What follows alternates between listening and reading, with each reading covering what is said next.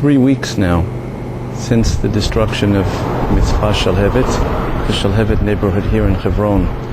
We're looking at a sign that says Beit Midrash Rinat Shalhevet, Al Shem Atinoket Shalhevet Pas Hashem Yikom Dama. This was a study hall named Rinat Shalhevet in memory of the baby Shalhevet Pas. May God avenge her soul. Neheras al yadei ma'arechet hamishpat v'memshelet Yisrael. It was destroyed by the judicial system and the government in Israel.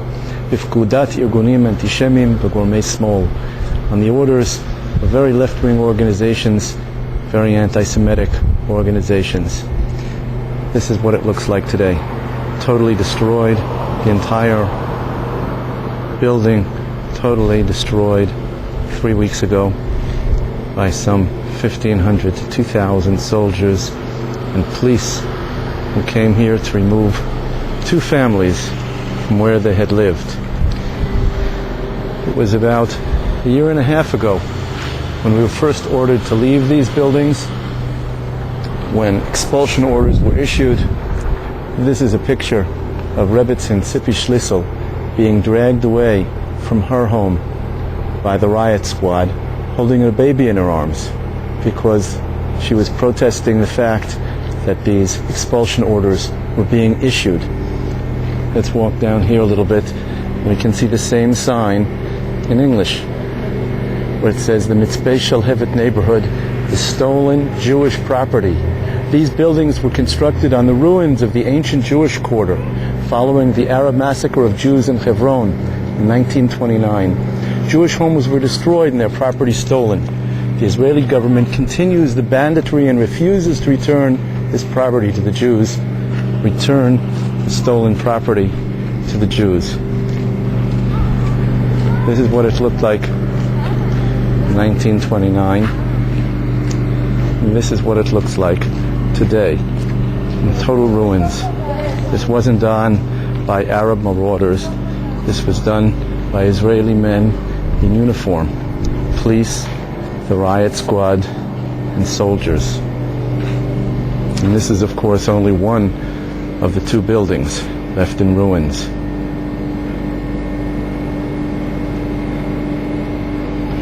The other building is right over here in back of us. Once beautiful, beautiful homes, now totally in ruins. This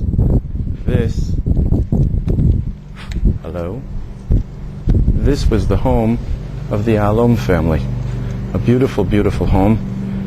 You can see what's left of it today.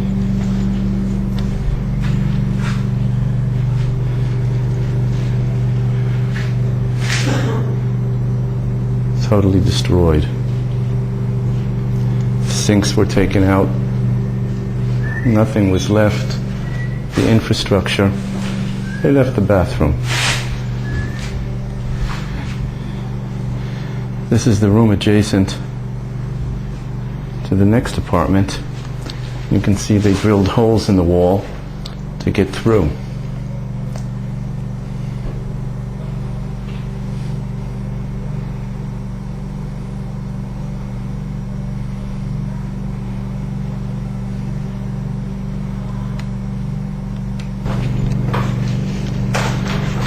This was once the home of the Schlissel family. A family that lived here for a number of years before being expelled a year and a half ago.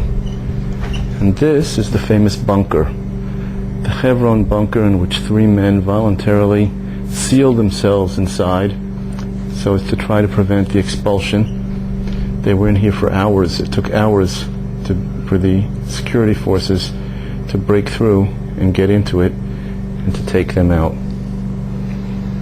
This was once the home of a Jewish family.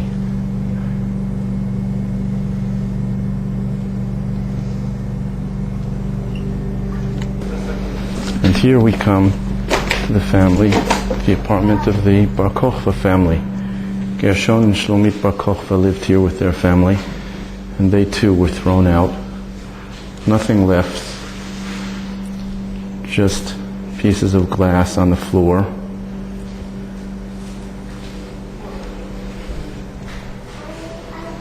nothing left. However, there were people that came to visit, and this is what they left. To our dear and heroic brothers in Hebron, we are with you, we love you, we are proud of you. We will not forgive nor forget the Olmert pogrom in Hebron. The Shuk will, please God, be rebuilt soon, and the expulsion criminals put to trial for betraying the land and the people of Israel. With love, Women in Green and action committees of Frat, Gush Etzion, and Kiryat Arba. This too was a beautiful home. Many children.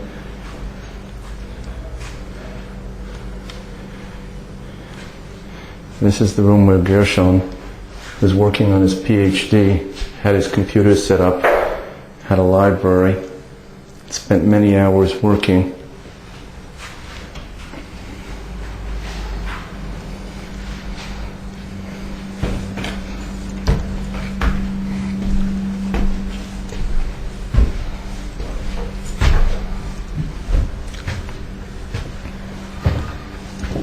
This too totally destroyed, so as to try to prevent us from ever again being able to live here.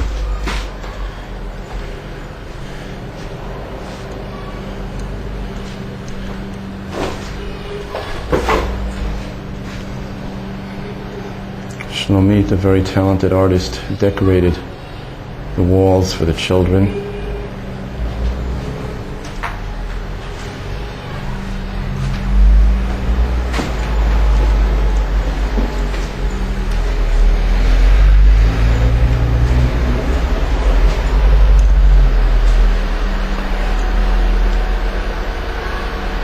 The Bar Kokhba family still does not have a home to live in Hebron.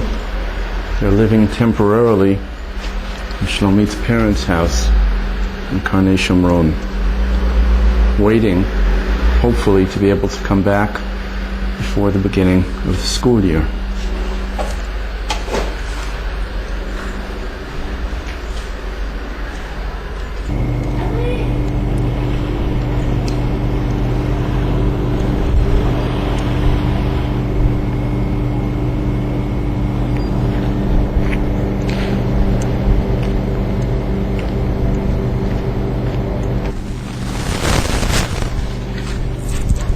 And so now you may ask, what's next?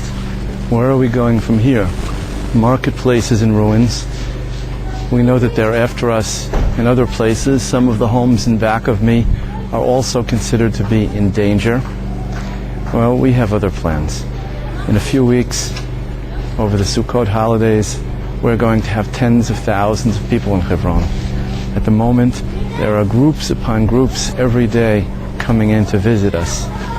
During Aseret Yemei Teshuvah, during the major Slichot period, there'll be thousands of people that come into Hebron to visit Marat HaMachpelah, the tomb of the patriarchs and the matriarchs, to walk the streets. And of course, during the Sukkot holidays, we'll have our semi-annual music festival in Hebron on Sunday and Monday of Chol HaMoed. If you're going to be in Israel, then we invite you to come here to see what happened. And if you really want to see what it looks like, come now, because near Hashem, in the near future, this is all going to be rebuilt. It's not going to stay ruins. Just as we came back to Hebron and found it in ruins, just as we came back to the old city of Jerusalem and found ruins, so too we've built here before, we'll build here again. And these homes that today we feel very, very, very sorry about, families have suffered so much pain, those families are going to come back here and live in mansions. That's what I can promise you. This is David Wilder reporting from Hebron.